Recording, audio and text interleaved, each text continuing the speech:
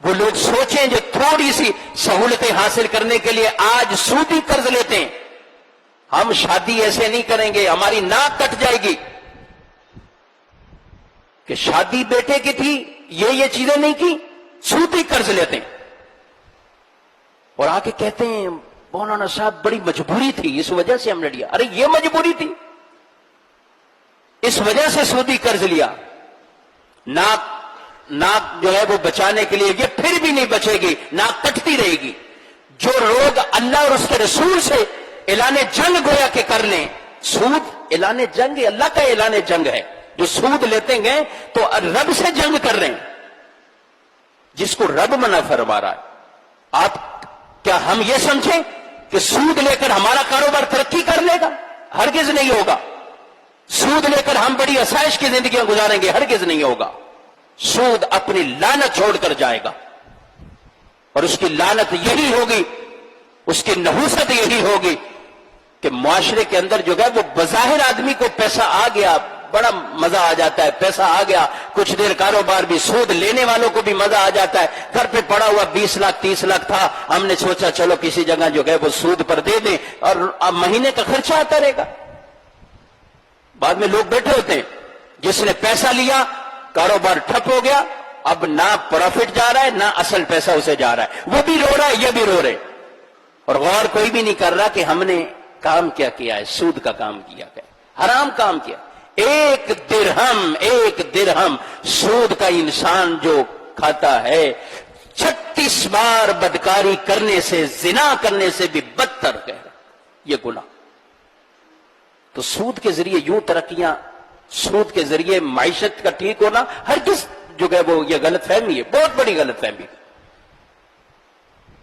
تو چھوٹی موٹی ان پریشانیوں کو فیس کرنا سیکھیے, سود کی طرف مت ہاتھ بڑھائیں. اپنی دعوتوں کو, شادیوں کو شریعت کے دائرہ کار کے مطابق کر لیں گے, سود سے جان چھوٹ جائے گی, قرضوں سے جان چھوٹ جائے گی. قرضے لے کر جو ہے اپنی ناک بچانے کے لیے لوگ اتنی بڑی جو ہے وہ دعوتیں. ابھی تو بعد انتقال ہو جائے تو ان کے پاس اگر گھر کے اندر کوئی بڑا اہتمام کرنے کا, سوئم 40واں کرنے کا پیسہ نہیں ہے, وہ لوگ بھی پھر رہے ہوتے ہیں بعض اوقات اپنی ناک بچانے کے لیے کہ ہم یہ کام نہیں کریں گے, محلے والے ہمیں کیا کہیں. خدا کے واسطے ایسے لوگوں کو معاف کریں. جو غریب ہیں ان سے یہ ڈیمانڈ مت کریں کہ تیرا باپ مر گیا ہے, سوئم کی دعوت کھلا, 40ویں کی دعوت کھلا. یہ کون سا طریقہ ہوا؟ مرنے پر کون سی دعوت ہوتی ہے؟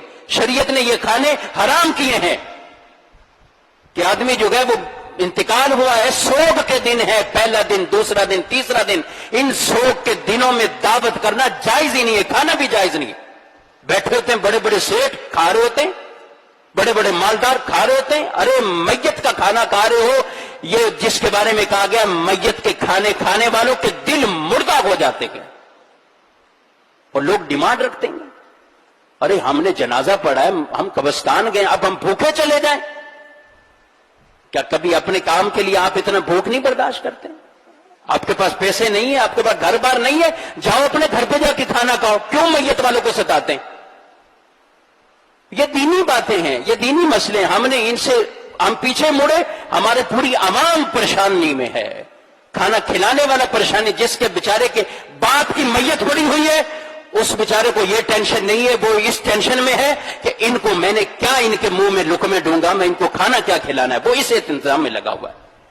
اور اس کے صدمے کا وقت ہے, اس کی ماں چلے گی, بیوی چلے گی, باپ چلا گیا, اور ہم جو ہے وہاں چوڑے ہو کر بیٹھے ہوئے لاؤ بریانیاں کھلاؤ میں. یہ بات سمجھنے والی ہے, لہجہ تلخ ہے لیکن بات حقیقت ہے. اس بات کو سمجھیے, کسی پہ بوجھ یہ مت بنیے اس طرح کہ ان سے ڈیمانڈ یہ کریں کہ وہ ایسی موت میت کے وقت پر ہماری یہ ڈیمانڈیں جو ہے وہ پوری کرتے رہ گئے. اور لوگ آسانی سے کہتے جب ہمارا ہوا تھا تو ہم نے بھی تو کھانا کھلایا تھا, تو تمہاری حیثیت تھی, کھانا کھلا دیا, جو بھی ہوا, چاہے حیثیت والا ہو یا غیر حیثیت والا ہو, 3 دن کے یہ کھانا دعوتیں کرنا جائز ہی نہیں ہے. یہ بعض شریعت کا مسئلہ ہے. آپ جنازہ پڑھیے, قبرستان گئے, قبرستان میں جائیے, تعزیت کیجئے, اپنے گھر کو چلے جائیں, اپنے راستے میں کھانا لیتے ہوئے چلے جائیں, اپنے گھر پہ جا کے خود بھی کھائیں, اپنے بچوں کو کھلا دیں. اس طرح میت والے گھروں پر بھی جو ہے وہ بوجھ جو ہے وہ نہ بنیے. تو کئی پریشانیاں ہم نے خود اپنے اندر جو ہے وہ اس طرح بنا لی.